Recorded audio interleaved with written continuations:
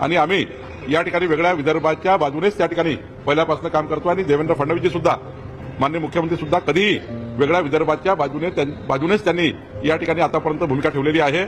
कुठल्याही परिस्थितीत भारतीय जनता पार्टीची भूमिका ही वेगळ्या विदर्भाचीच आहे। विदर्भ महाराष्ट्रापासून का वेगळा झाला पाहिजे याची कारण देतात की तिकडच्या लोकांसाठी रोजगार निर्मिती नाही, तिकडच्या शेतकऱ्यांना पण त्रास होतो। रोजगार निर्मिती कसं नाही, एवढा आपला महाराष्ट्र आहे, तुम्ही महाराष्ट्राचा हा आराखडा बघा, नकाशा बघा मित्रांनो। जर याचे दोन तुकडे झाले, विदर्भ आणि महाराष्ट्र वेगळं झालं, तर आपला अखंड महाराष्ट्र हा कधी दिसेल का मित्रांनो?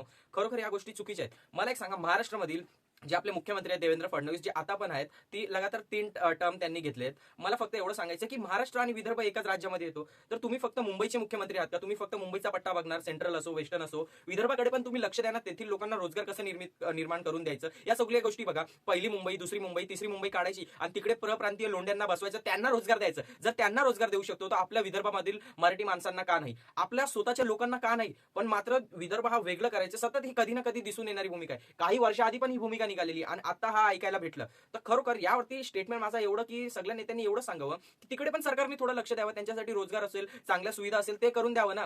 मला एक सांगायचं की कितीही वेगळे राज्य केले ना, तुम्ही परिस्थितीचं काय असं वेगळं बदल घडू शकत नाही।